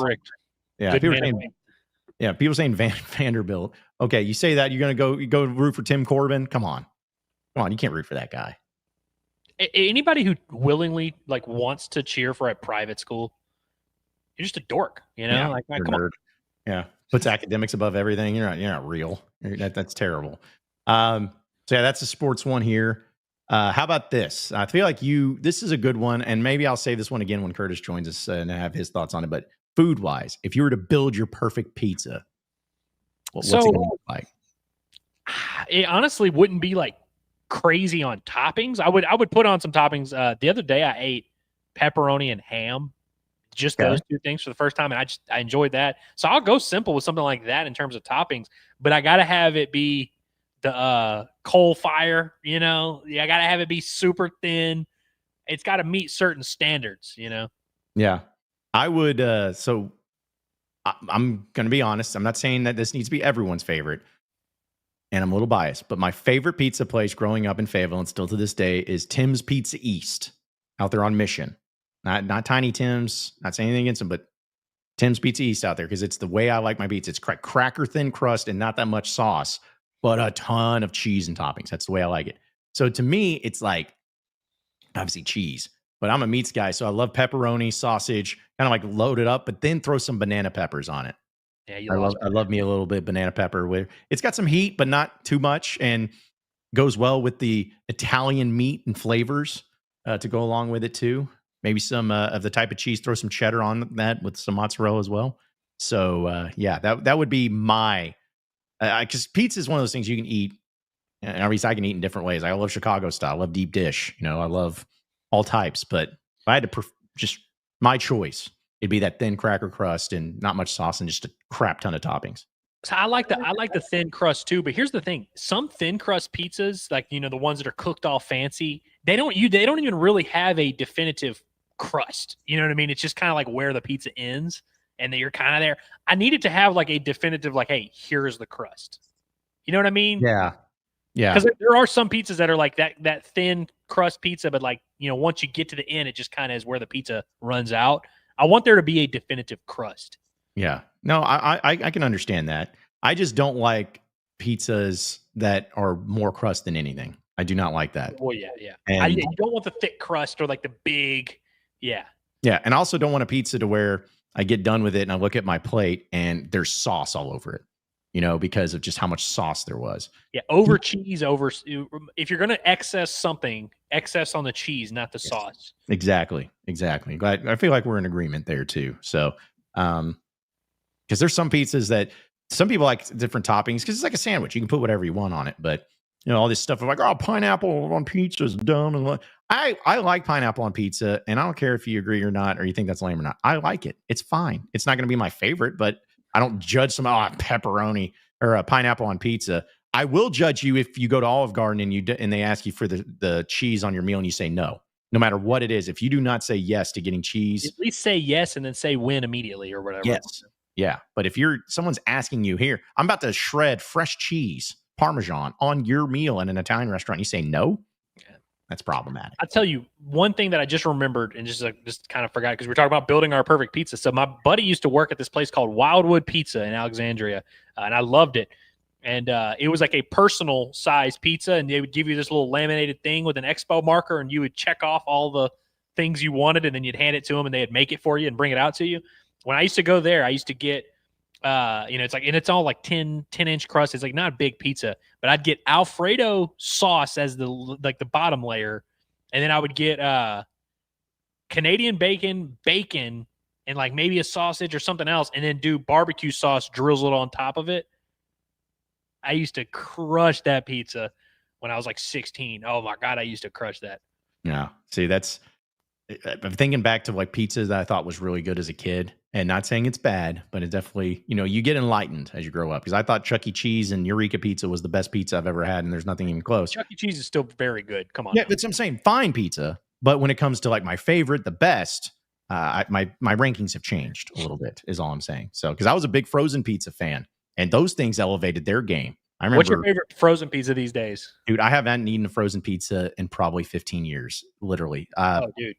That's I think a staple in my household. I believe I like those Market Fresh Walmart ones. Honestly, those are pretty good. The ones like 16 inches. But I don't know. DiGiorno, I think, was the one I usually went with. DiGiorno is very good. They have the stuffed crust and the rising crust, but the DiGiorno is like $9. So it's like, if you're going to get a DiGiorno, you might as well just order Domino's, literally. Yeah. Red Baron, I've found in my expertise, and I eat frozen pizza just about every week. Red Baron is the best in terms of bang for your buck. The size of it's good, and it's like quality, but not so quality that it's $9. It's like $4 for a frozen pizza. It's like the sweet spot there. Yeah, no, that's fair. That's fair. And finally, entertainment-wise, what Razorback sports story would you want to see made into a movie? Now, this can be any sport, any off-field, on-field, on-court, off-court, any of that. But if you were going to see one Razorback sports story made into an adaptation, where you have real actors and all that stuff, what story would you want to see made? You have to go first, because I have 10. I know. Well, I have a lot too, but I'll go with my number one. It would have to be the Houston Nutt Gus Malzahn saga. And the reason being is because that was pre-social media. You had message boards when those things were, still around. And the amount of insane controversy surrounding it, emails being leaked, you had FOI requests going on, cell phone records. You had Houston Nutt calling into 103.7 The Buzz. He called into the show because Wally Hall had written an article that was kind of going back at Houston Nutt. And I just think back to all of that drama, and then the Malzahn stuff and Mitch Mustain stuff. I know they did the identity theft of Mitch Mustain film, but I'm talking about like an actual adaptation. That would be insane and really interesting to me, because that's also was like the first big Razorback sports story I remember growing up with, and had a lot of controversy to it as well. But of all that stuff you could put in, it blows my mind. There was a head football coach of an SEC school that called into a sports talk radio show to defend his honor. And I remember at the time, I'm like, that's weird, man. Who cares what the morning show is saying or what Wally Hall is written about? You're a head coach of the Razorback football team, and you're calling in and someone who did sports talk radio. It's weird, but that's honestly like the second time that Houston Nutt's called into a sports talk radio show to defend his honor. But anyways, I would love to see that made into a film, because it just still fascinates me to this day.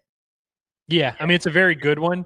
I purposely knew you were going to go there, so I did not include that in my list. But I think that is honestly like the easiest one to do. And the key thing to remember here, and this is what I thought about a lot when I was compiling this list, you can dramatize it. It's Hollywood. You can, you can take the truth, which, by the way, the truth that you just laid out is pretty damn good already. Think about if you got like some actor to really play Houston Nutt and like go for it. And he's like you have those meetings of him and Gus Malzahn. He's like, F you, like you could really ham it up pretty good. So would you like to hear all 10 of my options? I mean, I figured so. Yeah, go ahead and go for them. So number one, which of course would include some of your things, but we would maybe change it a little bit. I just have a Darren McFadden biopic, like just a life and career of Darren McFadden, which one speaks for itself, but how good he was. But really specifically, one thing I wanted to lean into is, and again, you dramatize it a little bit. Of course. I would have him showing up, like growing up in the roughest possible neighborhood, the grossest circumstances, he's having to like take care of his mom and all these, like all of those type of scenes that really set it. And then him going to Arkansas and becoming this icon. And I think it's honestly, and I've always found humor in this. Obviously there's been a lot of, black athletes that Hog fans have come to know and love. But like Darren McFadden, not that he's like the most eccentric, but just having someone, that fits Darren McFadden, just everything, like the way everything he embodies of like, just a guy that grew up in the state of Arkansas in a rough upbringing, like found a way to make it work and became this icon that we all rallied behind. It's just really awesome. You know what I mean? And that's a great one. For sure. And so I think you can make the Darren McFadden movie pretty easily and just have all these clips from his career. You could have him getting in the fight, by the way, like getting suspended for the USC game. That could be a dramatic conflict in the movie. You know what I mean? There's there's so many things you can pull from there. Yeah. He almost lost his, by the way, for those who know, he almost lost his big toe. And I don't know if this is scientific or not, but I kind of feel like a big toe is important when it comes to running the football in college football. Just saying. It is pretty big, and so that would be good stuff. By the way, I think it's worth mentioning there literally has already been an adaptation of a Razorback story in a film in Brandon Burlsworth. We're just, of course, assuming, like, we're just ignoring that. Of course, not ignoring it, but like we don't need to say that. Yeah. Nolan Richardson, 40 Minutes of Hell. Of course, that whole era. You could also just make it about, you could make Nolan the main character and kind of show his journey to get to that point because he's got a fascinating life as well. But just that whole era and those teams, and you could do the whole bit of the Duke versus Arkansas, and they don't play the game the right way, they're not smart enough, blah blah blah, and really embracing some of that. It could be like Coach Carter-esque a little bit. Yeah. Like I think that plays for sure. Kevin Kopp's 2021 season for a lot of reasons, and by the way, I'd keep the heartbreak ending in there. And when Kevin spoke to you on the show and was just talking about how when he had the success, it didn't fulfill him the way that he thought. I think you can kind of play that where the heartbreak maybe doesn't hurt him as bad because he kind of just glad the season happened and it felt like a dream and all that. I think that one works for sure. Petrino Mallet. I think you can film a movie around them. Now, here's the part where we have to really stretch the truth a little bit. I would frame it to where Ryan Mallett's death inspired Bobby Petrino to come back to Arkansas. And he's like, I have to make this right. And, I coached him and we had this great relationship, and then he passes away and I'm in a transition in my career and I'm like, F it, I'm going back to Arkansas. I would also stretch the truth and make it to where Arkansas went like 10-2 after he came back. Well, I will say, and rest in peace 1-5. That was one of the things that Bobby Petrino did first tweet about when he took the job. He said, I think something to the extent of let's run it back. 1-5. Yeah, it's you and me 1-5. And so I don't think that'd be too much of a dramatization because there was definitely that type of relationship that was really strong. And man, that tweet happened. I almost cried. It made me so happy. Dude. Well, and also, of course, you would have the Bobby Petrino dramatic fall from grace in the movie as well. That'd be a very, the first 30 minutes of the movie would be like their 2010 season, Mallet getting drafted. You'd maybe even show a little bit of the 2011 season, but then in the 37-minute mark is when the motorcycle thing would happen. And then you'd have the conflict and blah, blah, blah. The last hour is Bob Petrino restoration project. This is going to piss a lot of people off. Number 5, Sam Pittman, the good old boy, the good old farm boy who came back and got his big break as a head coach and restored the program to stability. Now, here's the thing. I would cut the movie off at the end of the 2021 season. We just end it right there and leave the rest to everyone's imagination, but have this story of the guy who was overlooked and the guy who, he's just the good old, jolly good O-line coach, and he's sitting there telling Jamie, I really wish I could get a chance to be the head coach, blah, blah, blah. He gets his chance. He comes back. They have a great run. You just end the movie right there. I think we would all – and Sam Pittman, by the way, would be an easy movie character to make work. Oh, yeah. I think so, too. Dave Van Horn's postseason horrors. You just have them all in a movie, and then, of course, you'd have to account for, there would eventually have to be a national title. Like, we'll have to wait until they win one before you really do that movie, but you could easily carve out a movie around the Razorback baseball program and breaking the curse and having all these conversations. Holy cow, are we really cursed? And the foul ball, the Charles Davalon play, the Vahiva Lloyd play, all of it. I think that would work pretty well. Here's this is where we get into interesting territory here. I have you've seen Grown Ups, right, John? Oh gosh, I mean it's been a long time, but yeah. So I have a Grown Ups style movie, maybe not quite as funny, but of the 1964 national title team, where like they have a 20-year reunion, and it's like Jimmy Johnson's there, Jerry Jones is there, Ken Hatfield's there, like everyone's there, and it's just like holy cow. Barry Have you Switzer. heard from Jerry? And like, they're like buddies, and we would obviously throw in a lot of fiction into this, but Yeah. you could make that one pretty funny. And plus, again, the 1964 title with Frank Burroughs and all that, a great story in and of itself. Yeah, I'd be for that. Yeah, Barry Switzer being there, Frank Burroughs would be there. It's kind of like the head guys, like, hey, we got to keep this in check, and he just shenanigans all happen. So yeah, that'd be fun. It'd be pretty good. I've got Eric Musselman era. You could kind of go a few different alleys here. I think you would focus on the Nick Smith, Anthony Black, Jordan Walsh team. Devo quit the team in the middle of the year. They were this huge disappointment that wound up making the tournament. Like, they're just a lot. The Nick Smith leaving the team and going to LA and all that, and all these different factors. And I think also them all getting recruited and signed, like when they signed that recruiting class, that felt like a big deal too. So the movie could kind of start there. But there's just so much drama, and Eric Musselman's such a good character. We would be able to make that pretty compelling pretty easily. My final two, being Brett Bielema, the cinematic sequel. But here's the thing. We'd have to make him comically larger. Like, he would have to be 100 pounds heavier. Like, he would have to be humongous. And we just have to have this. Yeah, but say when he was here, he was pretty. He got up there, man. So, but for the movie, we'd have to make him bigger, John, even bigger. And we would have to really play up the alcoholism. Like, I'm talking about, it would have to be like hardcore. That's the way you'd make that movie really work. Okay. And then number 10, you have just the track dynasty. There's something there. You could pick your era, pick your whatever, the track era. I think you could find something there. Yeah. No, I mean, that's a great list. I need to put that list out and see what people think. Because, I mean, I think that there's, as we all know, Razorback has had some drama and some great moments and some not so great moments and everything. But I think most people would probably be on board with a lot of those stories. And it depends on how they're told. Are they told in a positive manner? Not all of them are positive stories, but are they, it doesn't make the U of A look bad, or does the Razorback fans look bad, or whatever. We'll see. But no, I think that there's plenty of material that's there. And the fact that they already had one greater about Brandon Burlsworth, which actually, real quick on that movie, I know, it wasn't maybe the biggest budget movie, but I remember going into that movie thinking, I was like, man, they could really make this lame. They could really make this like an ABC Family type of just lame movie. And it was actually so much better than what I anticipated, and actually ended up being really good. It's solid, dude. It really is. I've seen it twice, and I was the same way, where I didn't have expectations. I kind of thought, this might actually not be great. It was pretty solid, I thought. I mean, and look, you can, did he really get forced to drink a bunch of alcohol at Herman's and all that? I don't know, but I think they made Houston Nutt look cool in the movie. They made Clint Sterner look like the biggest asshole on the planet in the movie. But I just think overall, like, it does a good job telling the story. It's a good feel-good movie. It's a good family movie night on like a Thursday night. Yeah, I even throw I'm going to keep telling the story because I always want to make it about me. But I should have been in it. I missed the casting call.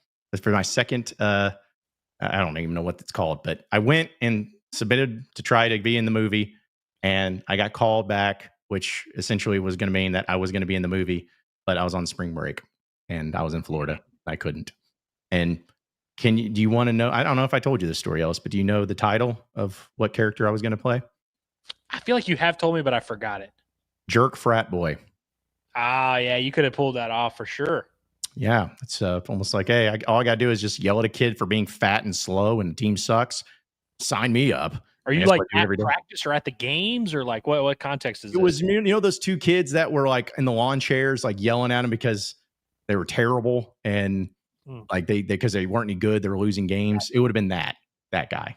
So could have been me. I could have been in Hollywood. Could have had my Oscar. We'll get you a spot in the Petrino documentary or the Petrino mallet story. Yeah, I would love to be in any of them, because it's a movie. But I also would only want to be in a movie that I actually know a little bit about. But I would love to be in the Ryan Mallett one, which a little bum. Hogs Plus is doing a Ryan Mallett thing. Not saying I should have been talked to, but I was like, I would have loved to have just at least written a note. You thought they were gonna pull you in? No, I knew they weren't, but it was more of I would have liked to, at least have submitted a little bit of a shout out, a little tribute to 1-5. But that or the Houston Nutt story to be all about.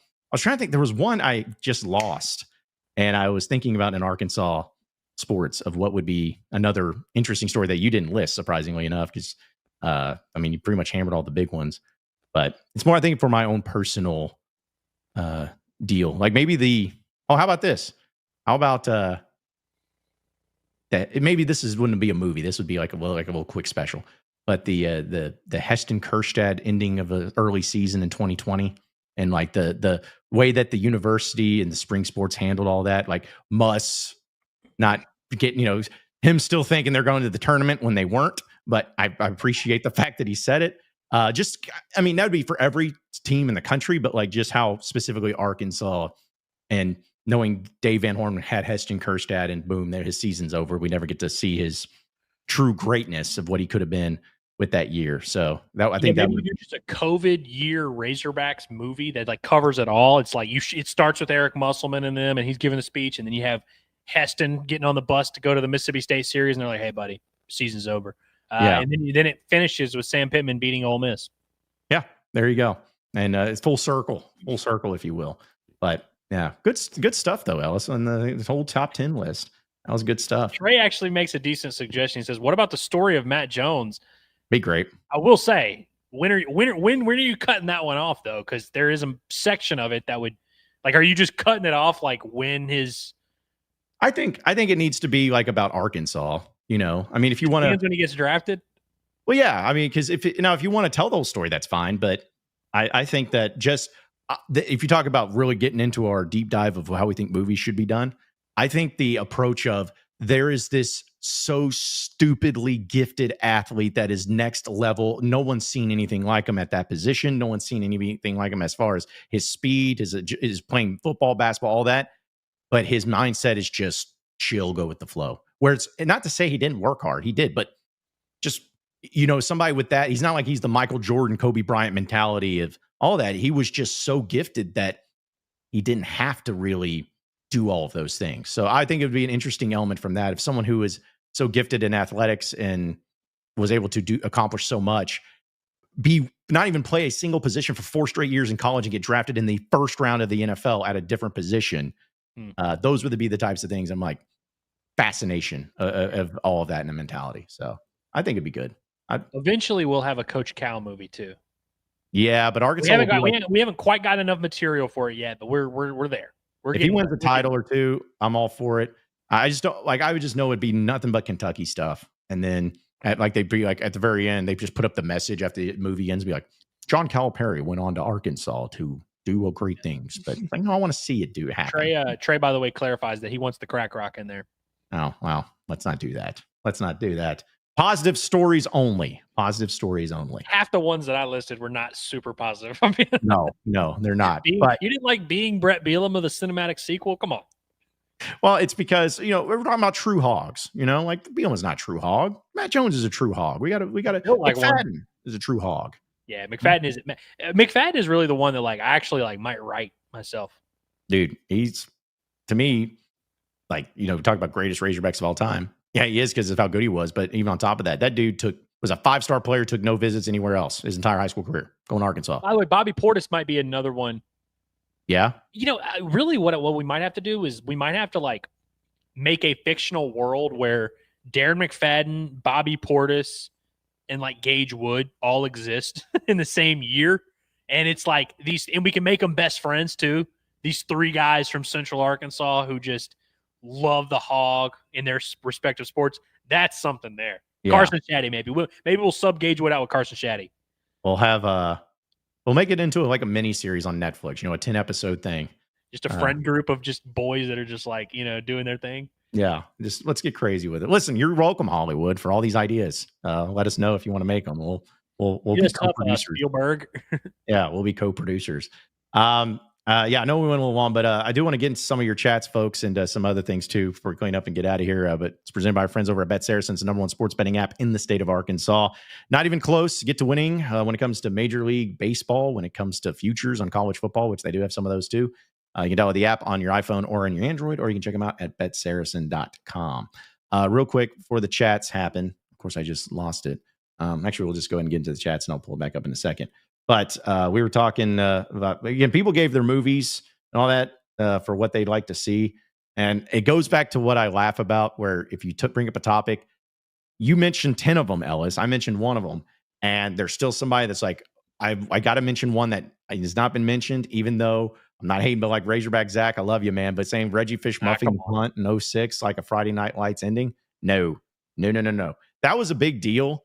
But people also forget there was a lot of game left too. Like that sucked. That was a difference maker. But it wasn't like the pop-up foul ball type of ending where that one play is what killed it and to the very end. So, dude, Darren McFadden threw a pick in that game, I believe. It was the first non-completion he threw in his career. I think it was a pick in the end zone or something like that, where it was like, oh, God, I didn't know this could not work. Yeah. And Antoine Robinson had a pick 6 against Chris Leak in that one. Yeah, because Tebow was the backup. Tebow was the goal line package. Yeah, he was the goal line package guy. So, but that 06 season, how about this? And that when we talk about Malzahn and Nutt, we can include that little part as like part of an episode. Yeah, that's true. That's what's cool is any story you tell, there's like 7 scenes that you can just like throw in there as throwaway things. Oh, yeah. Like that. Mustang's whole thing can just be a throwaway scene in the movie. Yeah, the Nutt Mustang thing. That's why it was my number one. Is because like the first episode could be Houston Nutt coming off of back-to-back losing years, about to lose his job. And then Frank says, you have to hire an offensive coordinator. You got to go get Malzahn because of this. Like you could start there. And then fall camp starts. And all of a sudden these kids are getting treated horribly by the other team because they feel like they're entitled. Malzahn's getting mistreated by assistant coaches. And it's awkward. And then you go into the fact that they get smoked by USC to start the season. And you talk about McFadden and all that. Then you go into they beat Auburn number 2 on the road. And that's like, holy crap, maybe this team's good. And then they just, the Lee Tiffin game in Alabama, like the game day, college game day coming here. There's just so many things that you could have for that. Let's see. Also, somebody was just bringing up, like the 40 Minutes of Hell would be great. Yeah. I think we talked about that. Someone said the Chad Morris Massacre. I'm like, come on, man. We don't need that. No one wants to watch that. That'd be boring. It'd just be the same crap, just losing convincingly every day. Like, who wants to watch that? The same stuff over and over and over again. Oh, yeah, real quick. I did want to bring this up for as far as SARACEN goes. Do you know what the odds are for Taylor Green to win the Heisman this year? Plus 3,000. 15,000. Okay. So that would be 150 to 1? Yeah. Okay. I may have dabbled a little bit on that just for fun, but I thought Hogs love winning individual awards, man. Yeah. Except the Heisman. Yeah. Well, that's another thing that we could do a show on is Darren McFadden can't win the Heisman because he's a sophomore, and the next year a sophomore wins the Heisman. Like, and I'm going to bring this up too. Speaking of, I know we're going long, but who cares? The same thing could be said, Ellis. I don't know how much you know about this, but in 64 and 65, Arkansas claims that they won the championship in 64 because they went undefeated. And there was like 2 other outlets that named them champion, but the main ones did not. Yeah. And the reason being is because they crowned a champion before the bowl games. The next year, they decided, hey, we're going to change that and crown the bowl game after the bowl games. Arkansas goes undefeated again and loses the bowl game. that is very much like, that is a good tone setter for Razorback athletics right there. I mean, it doesn't stop. What's just stupid stuff like that. But anyways, I want to bring that up. There was another deal. I was going to ask you this real quick, and we could save this for another time, but just real quick. Do you think a college football team will ever go undefeated again? 15-0? Well, I guess, is it 15-0 now, or I think it's 15-0, or I guess, yeah. Because I mean, if you're undefeated, you're going to get a bye week. So I bet it will happen. Considering how easily LSU did it, I think someone can do it. Yeah, I just didn't know with the playoffs. Now you got more games. I don't know, and just the parity of NIL and stuff. Maybe. Yeah, I just think like, given how many different ways there are to accumulate talent, I'd say once a year we're gonna have a year where there's just one team that is way better than everybody else. Yeah. And so will they win every single game and all that? I don't know, but I think you'll have chances over the next couple decades. Well, the reason I asked that is because BetSaracen has odds on if certain teams in college football will go undefeated, regular season, that is. And the one with the highest odds is Texas at plus 500. They're not going undefeated. See, and that's what I'm saying. Like, it's crazy to think that that's, but I get it. Like, I get why that they would be the highest. I don't think it'll be an SEC team, actually. Sorry, I screwed up. They're not the highest. That's my bad. Oregon, plus 220 to go undefeated. And that's kind of what I was about to say is, like, I think it would have to be someone who only plays 3 tough games all year and they win them. You know what I mean? Like, I think it would have to be a like Ohio State last year was a good candidate. They just didn't do it. Right. It's kind of crazy that Ohio State team lost 2 games now that I think about it. That's the first ever underachieving national champion. Not LSU of 2007? Yeah, maybe that. That's that LSU team's the worst national champion ever. That 2007 one with Matt Flynn. Ooh, dude. That's a good dude. Yeah, that's a good topic, though. It's a good topic to debate of who would be like the worst championship team. There's really not that many that are I know, because I mean, obviously most of them are good. Spoiler, but man, because I felt like no, I can't say that because that hindsight at everything. But I don't know. I feel like there had to be. It's so stupid to say the worst national champion, but one there of had the Bama teams that had like Jacob Coker at quarterback, maybe. Yeah, that or when, because it's like you say, Auburn of 2010, which, yeah, but you had one player. That was it. Right. And they beat Oregon like it wasn't a big mystery how they won it. Yeah. So, yeah, it could have been that way too. So, I don't know. That may be another topic in summertime we bring up. So, either way. All right, man. Well, any final thoughts, Ellis, before we roll out here for today? No, and no Sam Pittman today in honor of Curtis not being here. No Sam Pittman today. He's not here. No, Sam Pittman's gone. He's gone away. But hopefully he comes back here soon.